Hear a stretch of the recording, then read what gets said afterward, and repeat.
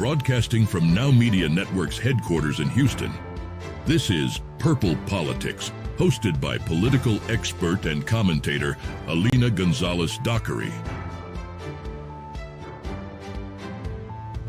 Join us to discuss the most important issues affecting our nation with fresh, balanced, and objective discussion on the first bilingual media network in the United States.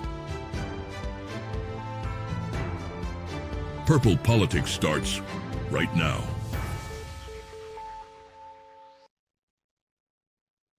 Hello and welcome back to another episode of Purple Politics. I am your hostess, Alina Gonzalez Dockery. Let's just jump right into it. See if you recall these words and who said it. We stand with Israel. So in this moment, we must be crystal clear. We stand with Israel. We stand with Israel, and we will make sure Israel has what it needs to take care of its citizens, defend itself, and respond to this attack.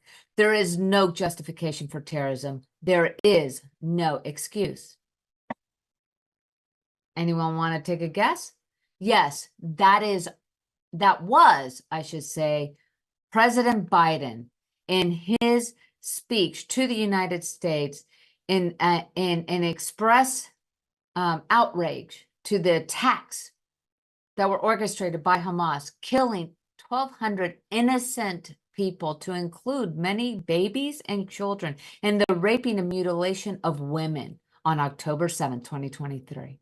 Let me give you another example of the strength of the leader that is our president on October 27, 2023. I just got off the phone with the third call with Prime Minister Netanyahu. And I told him if the United States experienced what Israel is experiencing, our response would be swift, decisive, and overwhelming. Yes, that was President Biden. You can look it up. It is right there, October 27, 2023. So the big question is, what the hell has changed? Because the president that was then is not the same of today. Has Biden taken the knee to the extremists' ideological warfare that has been perpetrated upon our country since September 11th? Have now been witnessing the true nature of our president, which is a yellow belly coward? Or is it just because he is so threatened by the fact that he may lose an election that he will sell out our strongest, most ardent ally in the Middle East and potentially threaten the very lives and country and survival of Israel? Oh, and let me take a little side note. If you have any questions, yes, I believe that a sovereign country has every right to defend itself and to eradicate a terrorist organization that sole purpose is to wipe out, eviscerate, murder, and eradicate the Jewish population, and who has promised to do so over and over again, and then to go after the West. This is the isms that we are dealing with. And as one friend of mine pointed out, apparently they think that I am a statist, or no, a Satanist, because I believe in the Zion experience. And I assure you, I am not a Satanist. But I will tell you one thing, I am absolutely mortified that our president has frozen weapon deliveries to Israel. President Biden's latest threat to withhold certain weapons deliveries to Israel has sparked concerns in Tel Aviv about potential strain in relations with its key international ally. Israeli officials and analysts perceive Biden's warning as a political message to their government. However, the prospect of paused weapons deliveries poses a threat to Israel's long-term ability to manage conflicts on multiple fronts. We're not just dealing with Rafah. We're not just dealing with Gaza. Hezbollah has been mounting and striking rockets and drones against northern Israel since October the 7th. There has also been attacks from Syria. But hey, Joe Biden just doesn't want to hurt any more people. Well, I wish he thought of that with what he did and the chaos he created in Afghanistan, but I digress. In response to Biden's ultimatum, Israel Prime Minister Benjamin Netanyahu reaffirmed Israel's commitment to self-defense, expressing readiness to stand alone if necessary. The Israeli War and Security Cabinets convened to deliberate on Israel's reaction to the U.S. decision. Media coverage in Israel largely reflects alarm over the potential fallout, framing it as a sign of deteriorating relations and a warning to Netanyahu regarding his handling of the conflict with Hamas. A conflict that was created, that was started, that begun with the atrocities of Hamas attack on Israel. The immediate impact of paused weapons deliveries on Israel's military operations in Gaza may be limited, but the situation underscores a high-stakes confrontation between Biden and Netanyahu, reminiscent of the past crisis in Israeli-American relations, notably if we look back in history.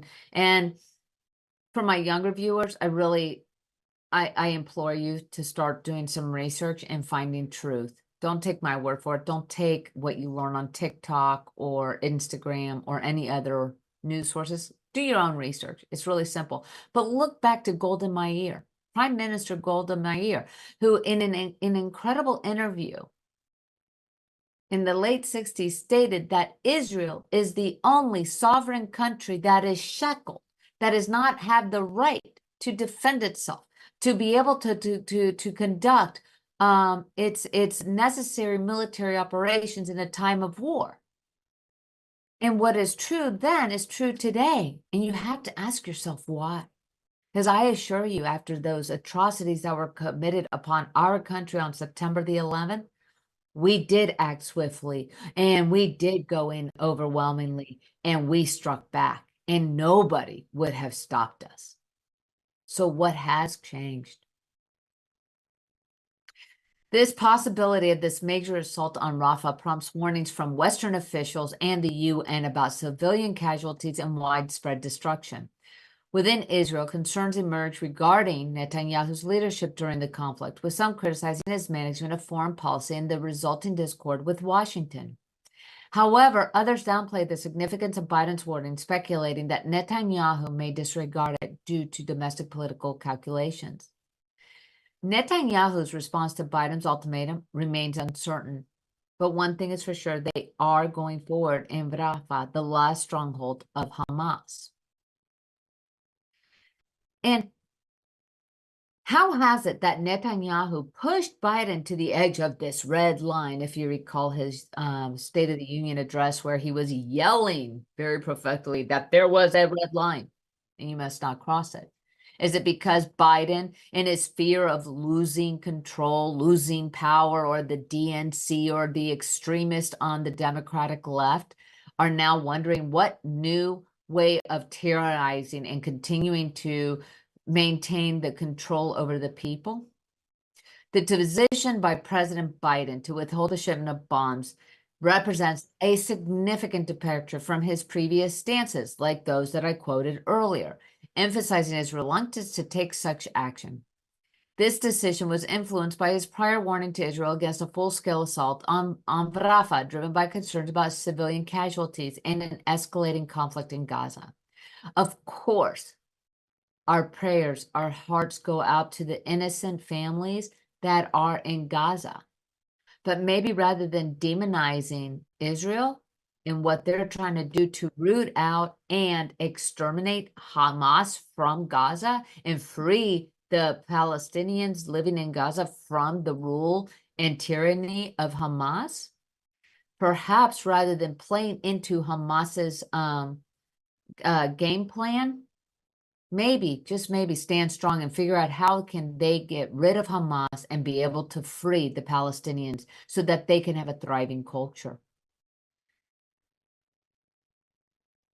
So in addition to halting the weapons shipment, Biden expressed readiness to withhold further weapons. And this is after we had a bipartisan congressional matter that was signed in by Biden just a few weeks ago to give more aid, more weapons to Israel.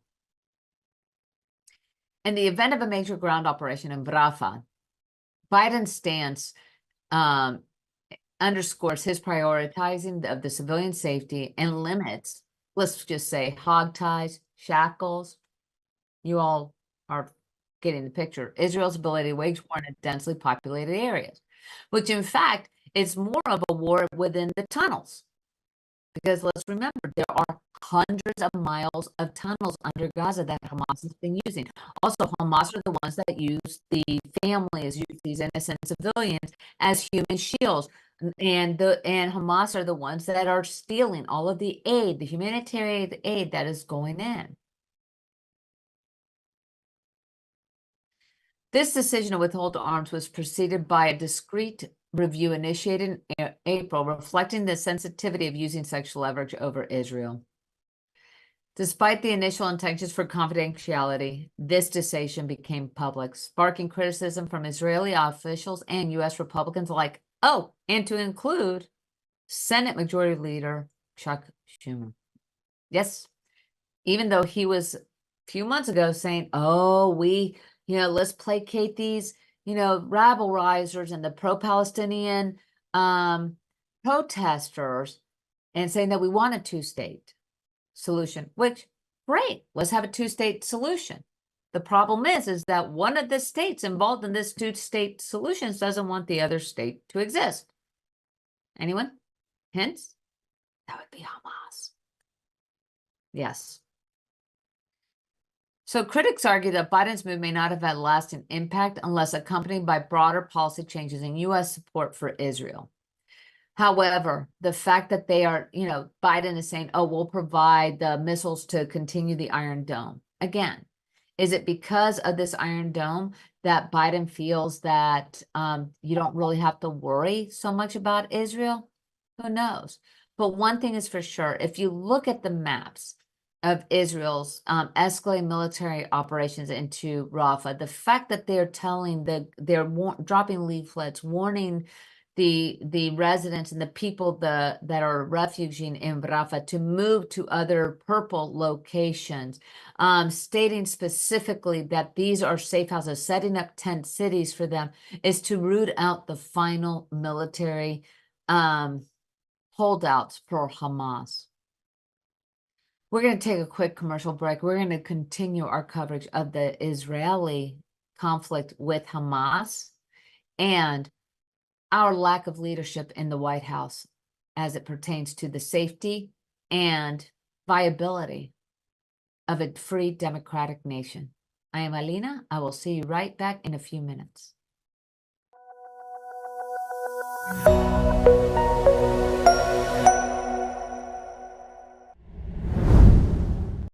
The Israeli military's incursion into Rafah marks a significant advancement in their ground operations in Gaza, as they had previously focused on other areas in the region.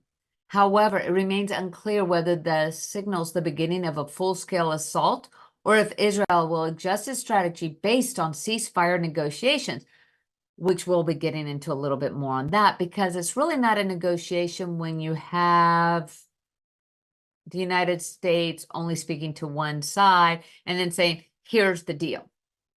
And basically it has everything in it that Israel would be opposed to, like leave Gaza and Hamas stays in power. That sounds like a great deal. Way to go there, CIA birds. But I will get to that. And yes, I am fired up. The influx of displaced Palestinians into Rafah has significantly increased the population density in the city. So, of course, we want to make sure that there is less civilian casualties, or at least minimize it. Israel has been dropping leaflets and has moved 100,000 people to safe zones that are indicated in purple zones where there are tent cities, and they also have cut off the access to Egypt from Rafah to prevent any arms and other means for the Hamas terrorist militia to continue to be able to get funded and supplied.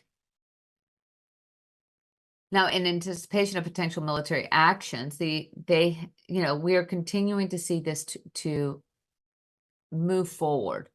And the real question is whether this freezing up of military weaponry, like the 2,000-pound bombs, which would actually be able to destroy tunnels, would actually change what Israel has done. Now, Israel has other means in its arsenal to continue this war without the United States military assistance or weaponry. However, the real question is, how do we come back from this? Is this going to be a continuing fraying of the relations between U.S. and Israel? And is this because Biden is taking a knee to the extremist Islamic rhetoric that has now been so pervasive in poisoning our youth? And so has the on-campus protests and the issues of Gaza, is the threats to the Biden campaign really going to cause the breakdown of our longstanding relationship with Israel and support of Israel? And the irony. President Biden addressed a solemn gathering at the annual Holocaust Remembrance Ceremony in the U.S. Capitol, marking a pivotal moment in his presidency. Amid the ongoing conflicts, including Israeli troops entering Rafah, Biden took the opportunity to condemn anti-Semitism and hate-fueled protests. His speech aimed to bridge the divide between pro-Israel and pro-Palestinian sentiments within the Democratic Party while asserting moral leadership in the face of global unrest.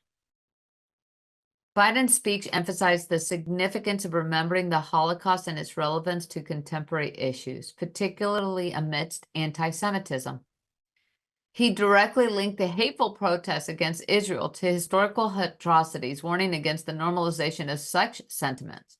His forceful denunciation of anti-Semitism, vandalism, and violence sought to draw a clear line between legitimate protest and extremism. Okay, so which Biden do we have? So here at the Holocaust Remembrance, when at the Holocaust, which sadly, because the Holocaust is not properly taught in schools, sadly, because the Constitution, the United States Constitution, is not taught in schools, elementary, junior, and high schools. Sadly, because civics, governance, and the three-tier system that we have, and the genius and enlightenment that the forefathers had to be able to foresee any type of issues that come in and have the proper checks and balance are not taught. There's actually 30% of young people, college-age children, that do not believe that the Holocaust actually existed. 12 million people gassed, murdered, shamed. The attempt to eradicate Jews from Eastern Europe. And then at the same breath says, we're not giving you arms. And if you continue to do what I don't want you to do, because I'm going to kiss the ass to the Hamas terrorist organizations and the ideological machine and the PR machine, it's always duplicitous, and I'm always aghast at how we have a lack of a leader. But then again, to take, I don't know if Obama truly said this. It has been attributed to Obama saying that if there is a way to F things up, Biden will figure it out. So you can count on Joe to F things up, and boy, has he been effing this up. Although Biden's speech was delivered without disruption, it reflected broader concerns about the impact of the protests on his presidency.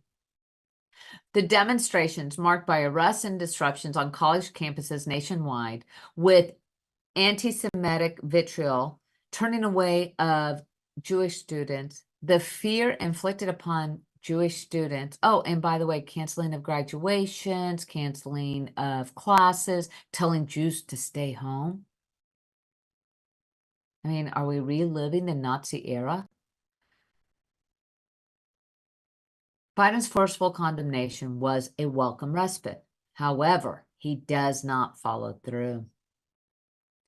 The broader political implications of Biden's response to the protests remain uncertain, but one thing's for sure, people are questioning whether Biden's reluctance to provide the arms that he has already signed into law, the funding approved for Israel, and to withhold that.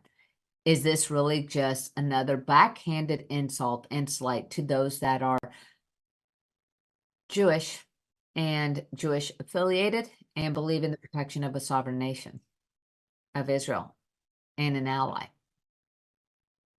And while we're speaking of continued protests, because as you may have seen, not only were the encampments taken out and students being arrested, because despite what Michael Moore may say and others, no, free speech is not, free speech does not include vandalism of buildings, breaking into buildings, taking over buildings.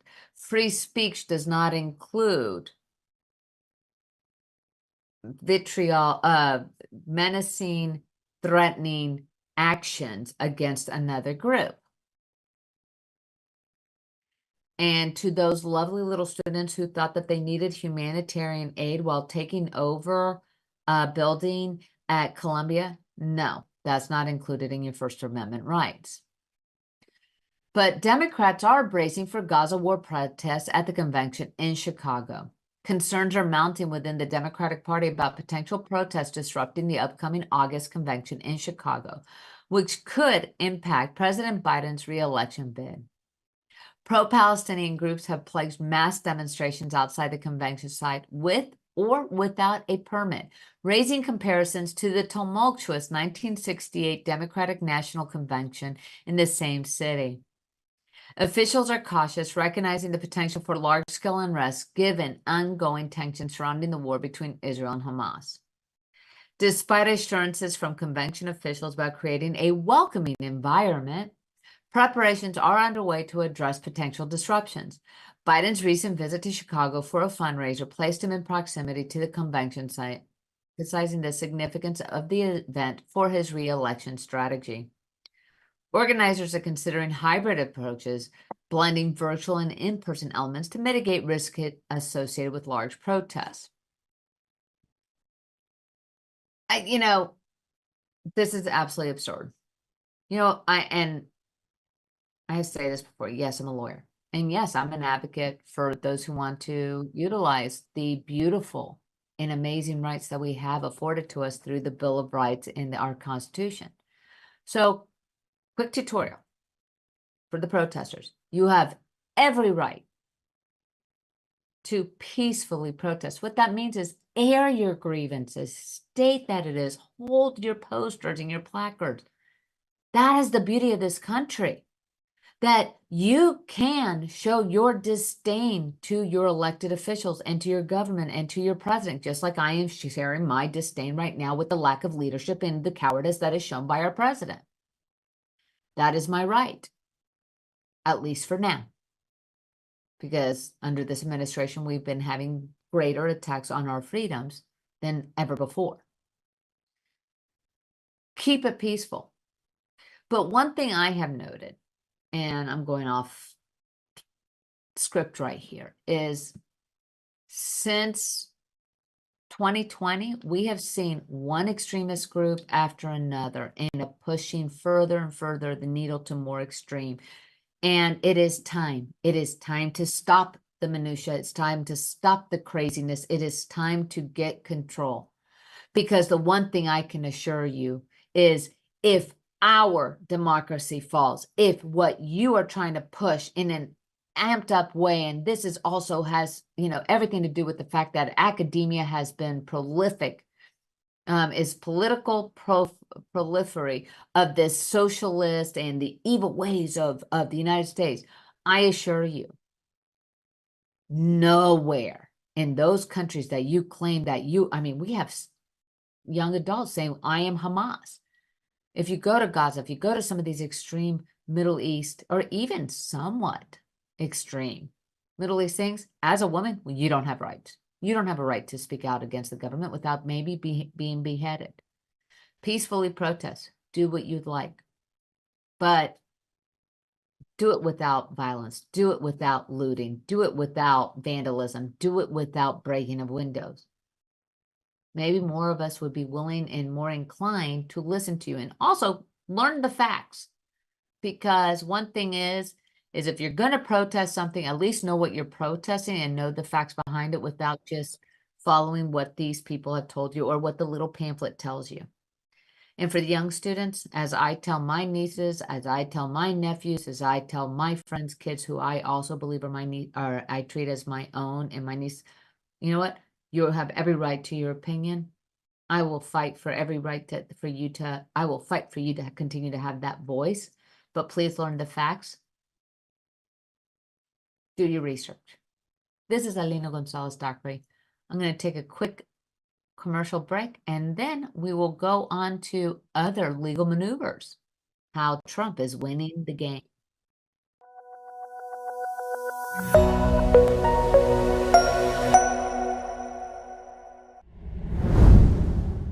Trump sees favorable developments amidst his trials. So former President Donald Trump and presumptive Republican candidate has encountered significant developments in his legal battles this week, despite facing a trial in New York.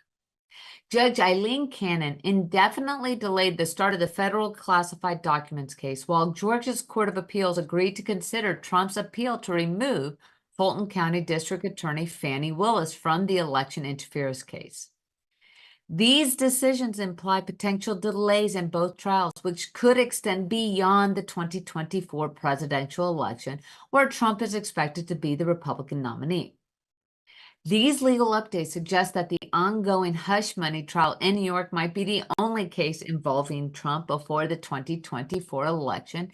And if you all are like myself, yes, it was very interesting to get into the tawdry details of an illicit sexual affair that honestly, hush money and affairs has been part of the politics and major corporate forever. Let's look at Bill Clinton's first campaign, or hey, President John F. Kennedy. I mean, my God, the guy was shipping more women in that White House than I think ever before or ever since. Additionally, delays in Trump's federal trial related to the January 6th Capitol attack add to the uncertainty surrounding his legal challenges. The postponement of the federal classified documents case could significantly benefit Trump, who has faced accusations of using legal maneuvers to delay the trial until after the election. It kind of cracks me up because, again, all criminal defendants have the right to due process, and it's supposed to be a fair fair trial basis. To right to due process is a 14th Amendment right in our Constitution. That is something very unique to the United States. We have a right to due process. We have a right to depose those witnesses that are and confront them in depositions. We're allowed to conduct evidentiary things. We're allowed to see what evidence the other side that the state is going to use. Actually, it is required. And that is part of the problem, because what's happening is there's a lot of discrepancies on what was actually taken and what has now been kind of, I don't know, messed with and such. So, but again, most federal criminal cases take years to go through, not just a year. And on the flip side, as other pundits have stated, these indictments, these criminal actions have actually benefited Trump because, one, a lot of free press, because look at all of us, we're all talking about him constantly, but also gives him the right to claim victim. And let's face it, since 2020, the age of victimhood has never been better. And to continue down in Georgia with that appeal, Trump's attorneys are arguing for Willis's disqualification due to a relationship with Special Prosecutor Nathan Wade, despite previous rulings allowing Willis to lead the case. Again, totally a right for any criminal defendant. You or I are afforded those rights. Just because he's Trump, just because he's the mean orange man, does not mean that you don't have a right to due process. And despite what some prosecutors will stomp and scream and say that this is a miscarriage of justice, actually the opposite would be true. And if we lose that right, if we deny and continue to use the judicial system as a weaponized system and deny the rights of one individual for the and erode those rights of the constitutional, it erodes it for all of us. There is always something coming. We have to preserve our constitutional rights. That is why we have the checks and balances we do. This is why you have the right to appel. Now, if it comes back, it comes back. But again, we have those rights. And going forward, Mexico gearing up for potential return of Trump presidency.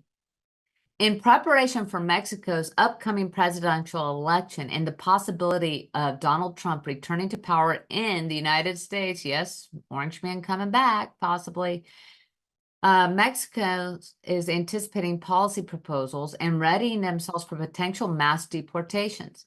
Memories of negotiating with Trump during this previous administration, marked by extreme threats against Mexico, are still fresh, emphasizing the need for time, patience, and strategic negotiation tactics. Trump's pledges of drastic actions, such as the largest deportation operation in American history and imposing tariffs on Mexican exports, are raising concerns in Mexico. Officials are engaging with Trump campaign associates on proposals like universal tariffs and trade disputes to equip the future Mexican administration to engage effectively with Trump if he wins the presidency again. While President Andrés Manuel López Obrador forged a working relationship with Trump, his successor faces uncertainty about the future diplomatic relations. Both leading presidential candidates, including López Obrador's protege, Claudia Sheinbaum, and opposition candidate Hextil Galvez, expressed readiness to engage with either Trump or Biden, emphasizing Mexico's commitment to defending its interests. Campaign aides are devising plans for either election outcome, focusing on migration policies and effective management of border crossings. Despite Trump's emphasis on stricter border controls, Mexico perceives itself as gaining more leverage given its cooperation curbing migration to the U.S.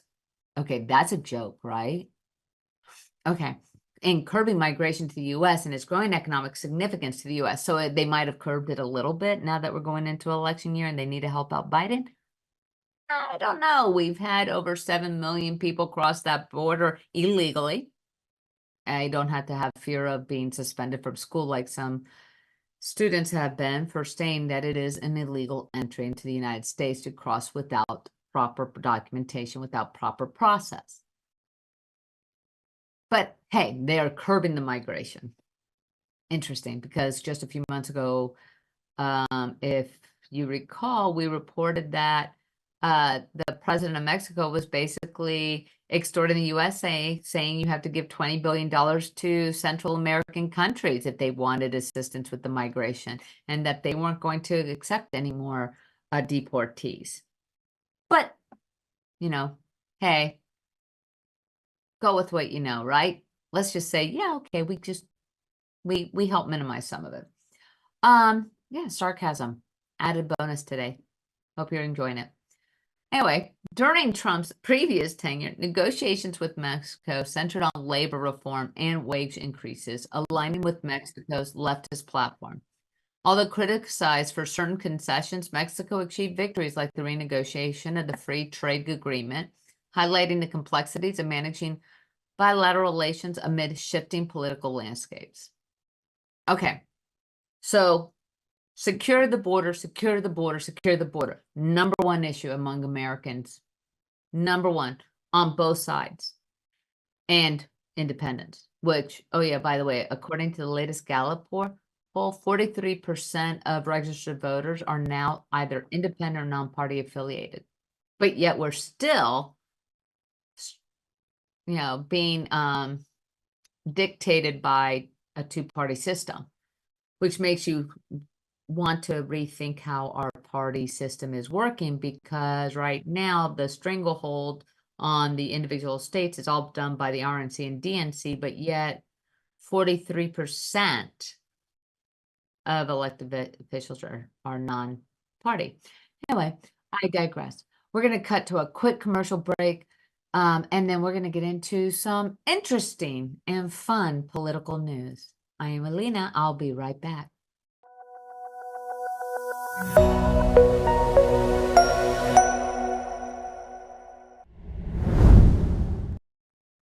Okay, I'm actually I'm loving this. As I was telling our off-camera crew, I get to talk about my girl Nikki Haley. Actually, I will say this. I was extremely proud to see a woman in the Republican primary do as well as she did. And some of you will say, oh my God, Trump trounced her. Yeah, Trump did trounce her. But you know what?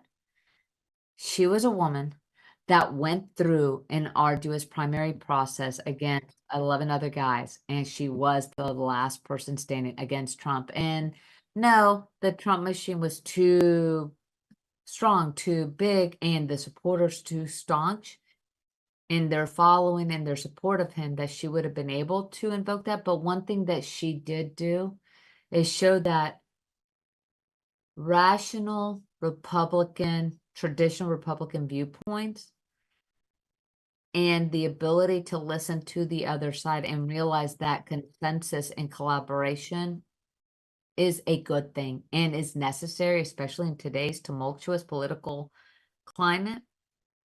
And she's still showing up on the polls. She dropped out, remember, months ago. But anyway, I digress again.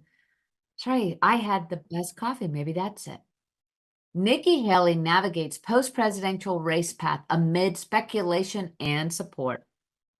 So Nikki Haley, after withdrawing from the Republican presidential race in March, is gradually resuming her public activities. However, she has not yet indicated any plans to endorse Donald Trump. Haley is currently attending a retreat in Charleston, South Carolina, to express gratitude to her major donors. The gathering is not intended for discussing her political future or soliciting donations for other campaigns. There has been no communication between Haley and Trump since her exit from the race. Now, Trump and DeSantis just recently met, and that was in May, and DeSantis dropped out in February. So it takes Trump usually about 3 months to maybe say, hey, sorry, I was such an ass, and my people were really derogatory towards you and your wife, and I was passing really nasty rumors, but how do we work together? Which, if Trump has any chance of winning, which the polls show him ahead. The polls still show Trump is leading in all of the major swing states, well, other states, but he still has to unify this party, but not only unify the Republican Party, he has to unify the disaffected independents and Democrats and such, which but Haley's campaign showed that that is possible.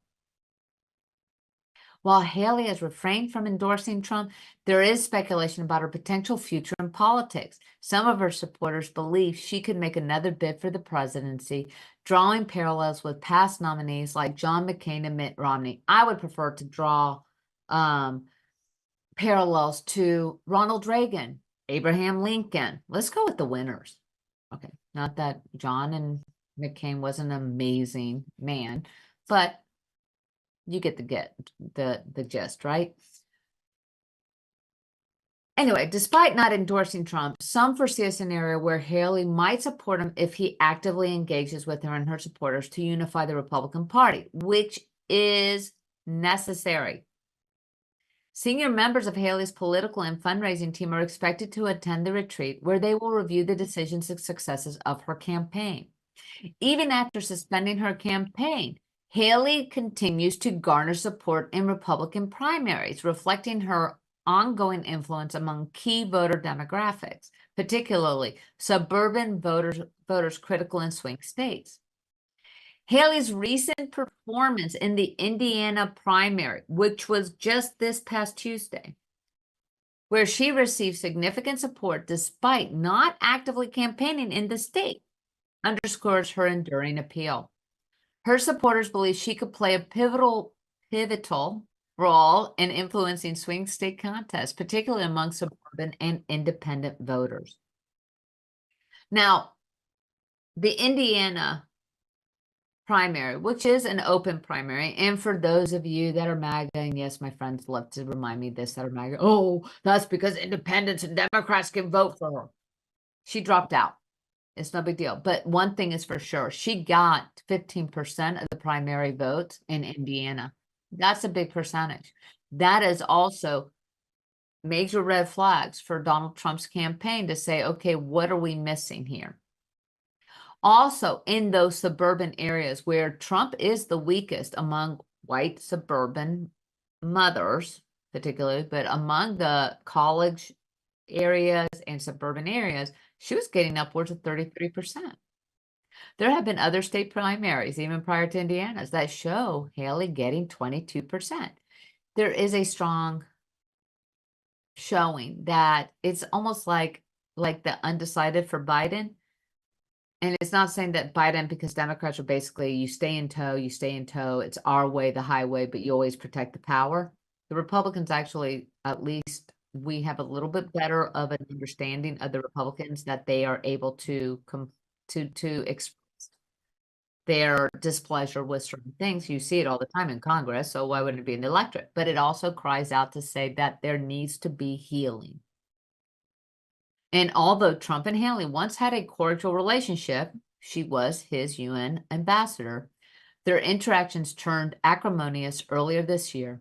While Haley has made no public statements about her political future since exiting the race, she remains an influential figure within the Republican Party.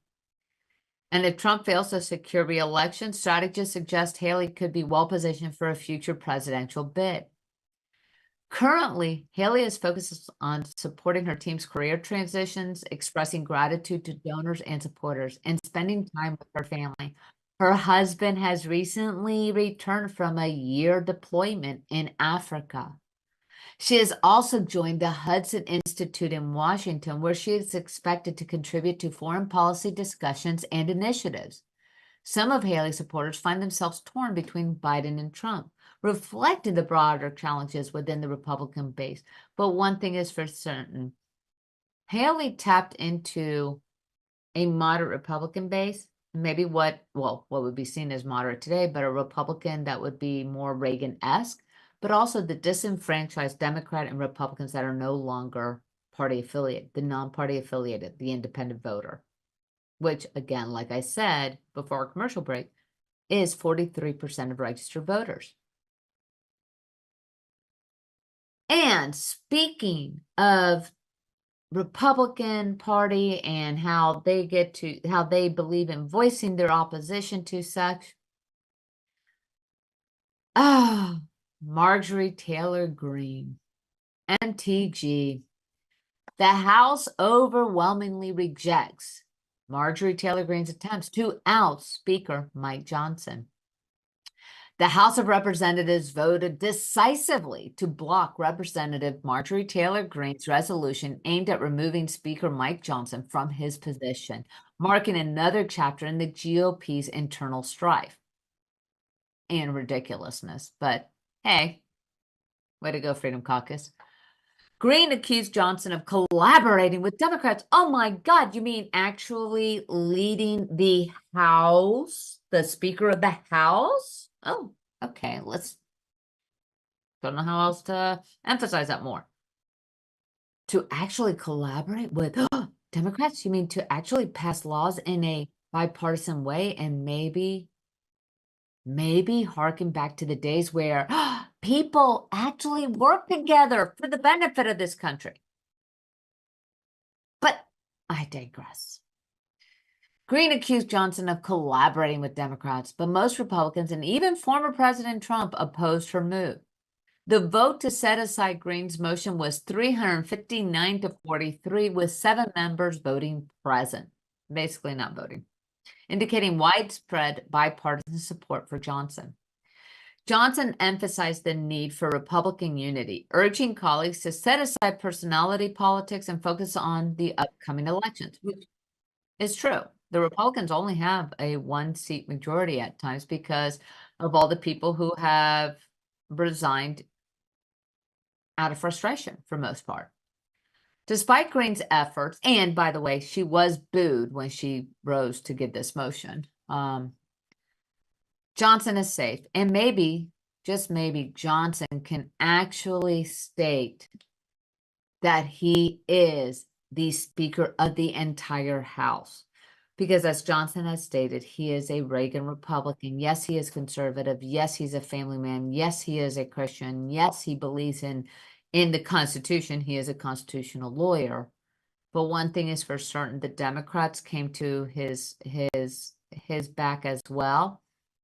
And in a time where we're coming to a new stage, you know, come January, there'll be a new Speaker of the House.